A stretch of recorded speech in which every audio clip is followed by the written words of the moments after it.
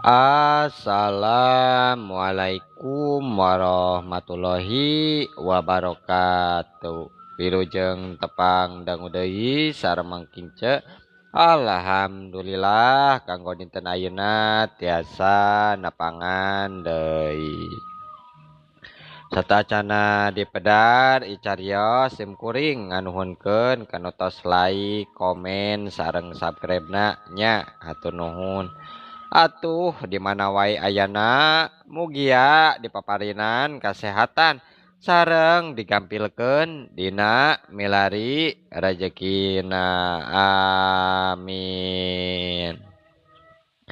Masih nyarioskeun akibat muja ka juring bagian ka 42 nya ieu karya Mang Nyarira sanaos basajan oge mudah-mudahan janten hiburan. Kumaha lajengna ieu cariyos mangga urang kawita.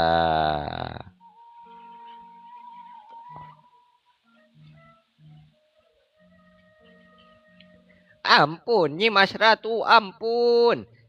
Hapunten sim kuring memang lepat nanging sarira oge perlu kauninga ieu wireh eta kajantenan aya sabab musababna nyaeta siluman ajag mangrupi ponggawa di kerajaan ajag ngadamel gara-gara kasim kuring nyerang tepupuguh nalika kapergok nuju tuang daging monyet. Bari ku kituna anjeunna nambut raga manusia nu kantos janten alatan di nagara salira mangrupi sasak anu danget ayeuna parantos runtuh.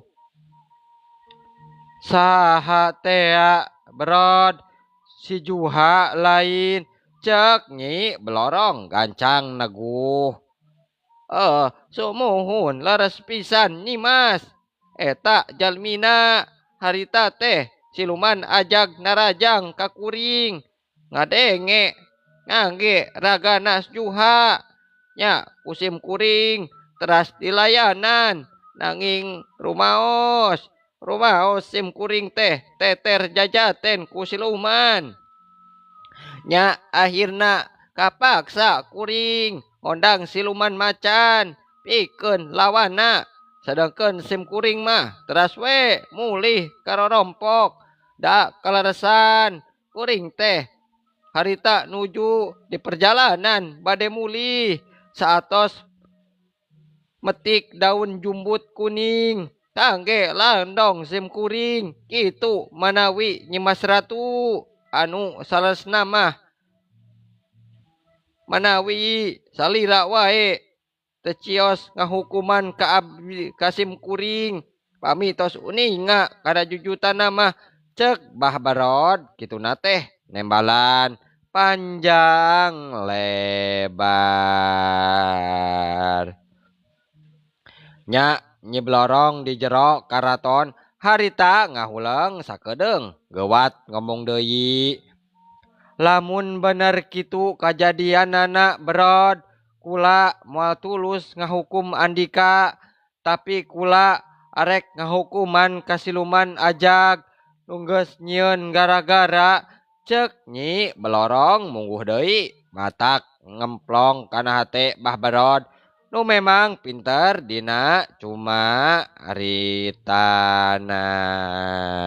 Aduh hatur nuhun pisan Nyi Mas Ratu sarira parantos masihan kawijaksanaan kasim kuring. Heg ayeuna mah kula arek misahkeun heula anu keur perang berod. Mangga sun, mangga Nyi Mas.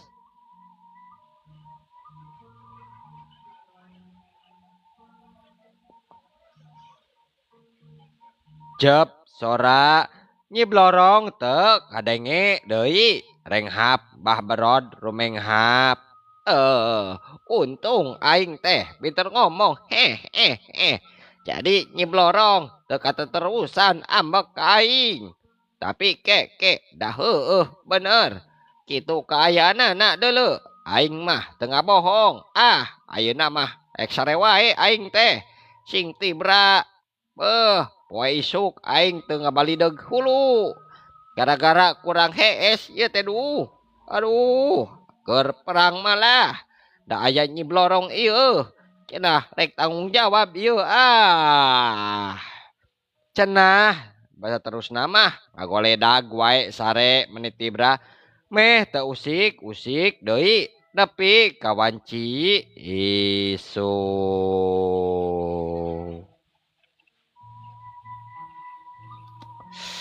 Kabeneran bahan ramuan geus beak poe eta baberot rek ngaladeui daun jumput kuning nu aya di sisi basisir. Baberot masih keneh penasaran jika nama kumaha kaayaan tempat urung perang. Parangna para siluman nu cenah meh 3 poe 3 peuting lumangsung.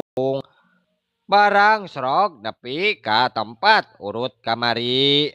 Patelak jeung siluman ajag manehna tembong gogodeg sabab kaayaan di tempat teh lain deui ledegna malah taneuhna oge lalogak meh sagede lombang tur teu saeutik tatangkalan nu raruntuh dahana parotong saware. Be be edas geuningannya tapi kaki ieu tempat teh taneuh lalogok tatangkalan raruntuh aduh sikep bah berod jeung Nyi Blorong memang hampir sarua kituna mun geus nganggap teu penting ka hiji jalma sanajan kungsi iu biuk pika pihak manehna papanekna duaan pasti moal dipalire kituna najan kumaha oge.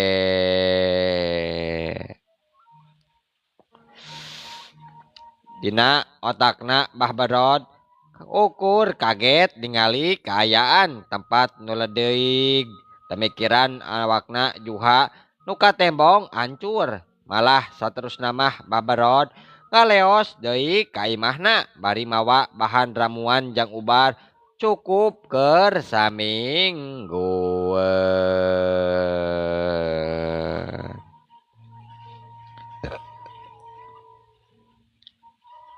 Dina waktu numeh sarua caturkeun harita di tempat sejen nyaeta di pondok pasantrena Mama Kiai Halimi.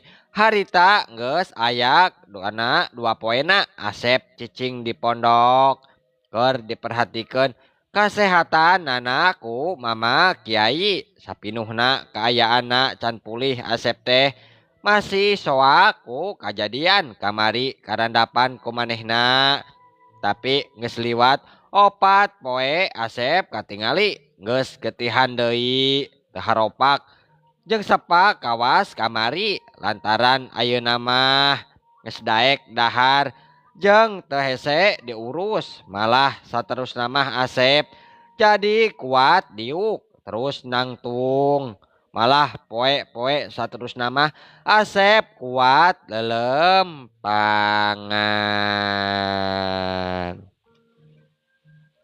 Dina hiji poe Asep diajakan ngobrol ku Mama Kiai sabab kacirina bakal kuateun. Mun diajakan ngobrol malah ngobrolna ngahaja duaan bae. Kumaha jang ayeuna Jang Asep? Iat moal mun diajakan ngobrol ku Mama. Saur Mama Kiai Halimi nu harita muka obrolan. Alhamdulillah Mama, abdi teh sehat. Mangga bade ngobrol naon atuh Mama teh. Tapi emak teu aya bae nya Mama. Sumping ka dieu. Ka mana cenah Mak? Tembal Asep teu bosen kituna nanyakeun. Kanu jadi indung. Anak king. Hidup mah teu kudu salampangnya. Indung hidup aya di hiji tempat nu aman. Sabat bae engke bakal apalnya anu jadi indung aya di mana cek mama Kyai ngahaja teu nyaritakeun kaayaan sabenerna ngeunaan indung na Asep sabab jiwana cenah bisi goncang. Oh kitunya mama teras dupi pun bapak sarang pun abdi teu aya deui di mana mama sarang kunaon aranjeunna teh bat jahat ka abdinya buh breh kabayang deui ku Asep kajadian nu geus kaliwat kungsi karandapan nalika disiksa ampir-ampiran perlaya. Sabar Jang Asep, sabarnya naon rupa anu karandapan ku hidup ulah jadi pikirannya anggur mah yeuh sing jadi pecut keur hidup hidup jaga bakal jadi jalma nu dipikabutuh dipi hormat ku balarea moal kawas ayeuna ku kitu kaayaan nya cek mama Kyai deui teu waleh mere sumanget ka Asep.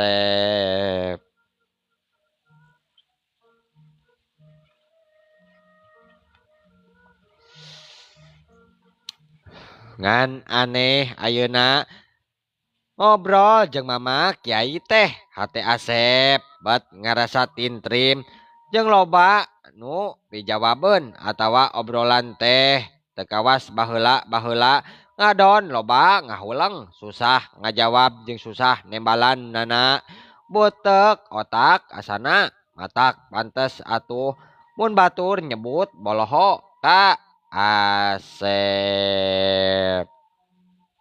Insya Allah mama, insya Allah abdi bade sabar, insya Allah nya mamanya. Nya Kasep, sing sabarnya. Mama Kyai mungguh boga keyakinan dina hiji waktu mah Asep bakal jalma nu gede guna jeung mangpaatna keur bararea moal hayoh bae loba nu ngahina satahap mama Kyai ngajak ngobrolna ka Asep teu hayohan wae pating ngabandungan kumaha reaksina Asep nalika diajak ngobrol.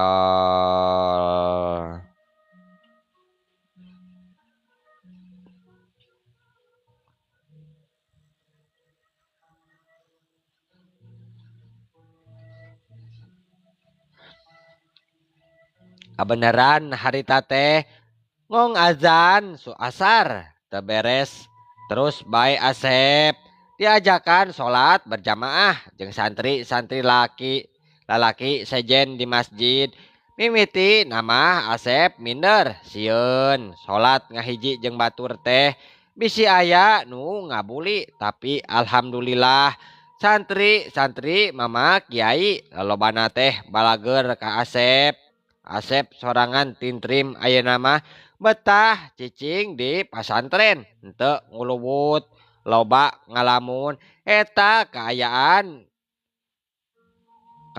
teh keur pihak nyiblorong mah justru matak tegeunah cicing wae hayang bisa nyulik Asep nya wae nyiblorong jeung Mbah Barot geus sabaraha kali ngayakeun badami kituna kumaha carana ngatur siasat rek nulik Asep tina genggaman mama Kyai tapi ulah kanyahoan ku Nyiroro Kidul pasti engke bakal ngahalangan karena setiap tindakan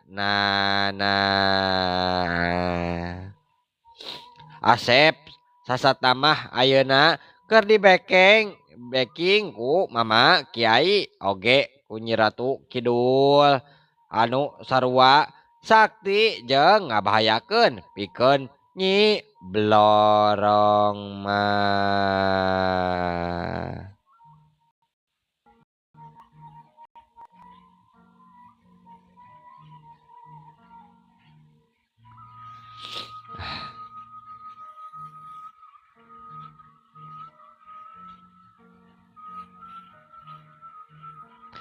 Cenah pikirna mun masih hirup Asep tinang tu nyiblorong mual bisa tenang sarua jeung Mbah Barod oge nepi katapa 7 poe 7 peting bakating hayang ku menang cara pikeun bisa nyulik Asep ti leungeun mama Kiai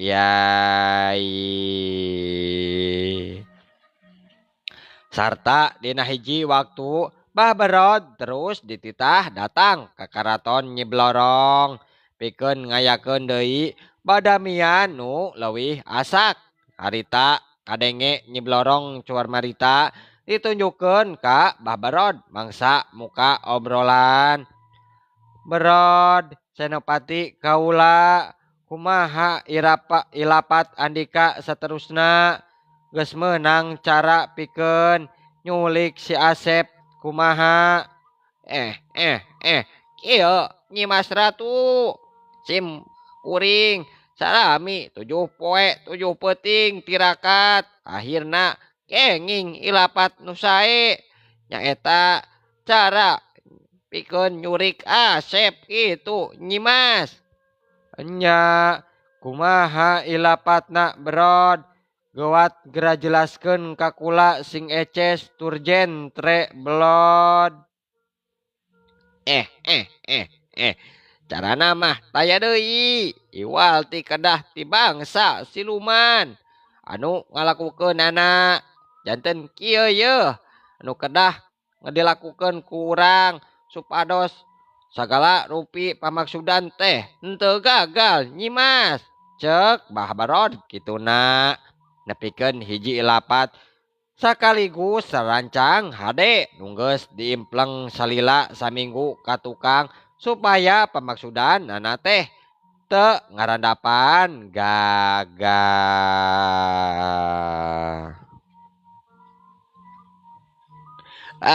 Janten kitu Nyimas arancam sim kuring teh kumaha japuk teu Nyimas haha kula satuju jeung kapake rarancang teh Barod sarta tinggal ku kaula anu ngaturna cek Nyi Blorong kituna bari marah may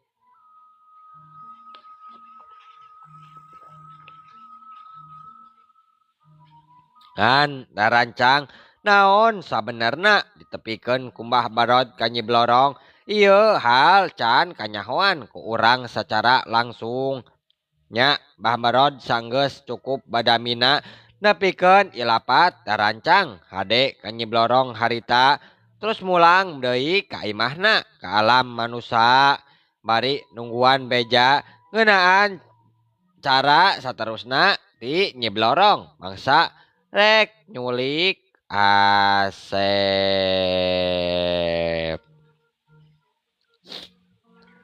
Asep teh hiji budak kacida istimewa jeung hebat upapada manusia loba dijauhan loba dibuli dijejeleh dianggap remeh tapi ku bangsa siluman mah Asep budak pang hebatna malah dianggapna ngabayakeun pikeun siluman nu purah resep ngalinglungkeun kahirupan umat Nabi Muhammad jeung hayang ngancurkeun iman ka sakabehna manusia nah sakumaha janjina iblis ka Allah subhanahu wa ta'ala pikeun bisa ngagoda manusia jeung jin anu memang taat ka mantena supaya bilu terus milu ngagabrus kana jurang kanistaan baturan iblis nu laknat mudah-mudahan wae Asep teh dina hiji waktu bisa ditengkaran cita-cita impian Mama Kiai mangsa nanjungkeun Asep bener-bener dikabul ku Gusti ya Ilahi Robbi kenging tiwidi tinu maha suci Pangeran nu murbeng alam.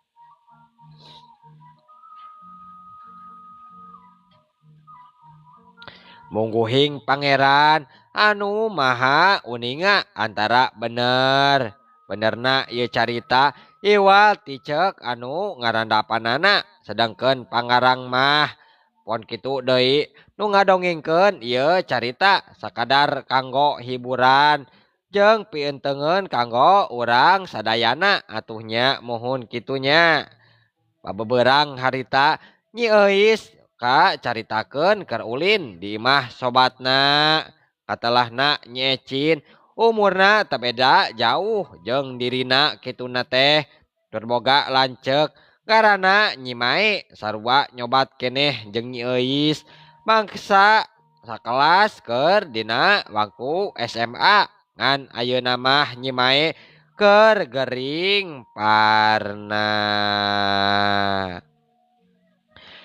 Nya harita Nyi Euis kadenge cumarita ditujukeun ka Nyi Ecin kituna teh. Kumaha Nyai lanceuk Nyai teh kaayaanana masih keneh kitu. Terus Kang Samiun aya teu di dieu tos mulang ka lembur. Hae agar kitu wae ceuk daya robihna ieu teh matak mungguh matakna langsa ninggalna abi mah teu jengkeheul deui ka salaki lanceukna deui teu embol-embol datang ieu teh. Oh karunya teuing atuh tapi cece teh keukeuh nya panasaran kumaha cemai teh ieu jadi gereng ripuh. Nah bener cemai teh kungsi ka Gunung Gede kitu terus ngayakeun perjanjian jeung dukun sakti anu ngaran Mbah Berod kitu cek Nyi Euis deui kituna teh. Hah nya teuing atuh Ceu Euis bet naros kitu saur saha ceuk saur saha cemai kungsi ka Gunung Gede kitu uning hati saha atunya cek Nyi Ecin kitu secara telangsung geus mere jawaban ka Nyi Euis.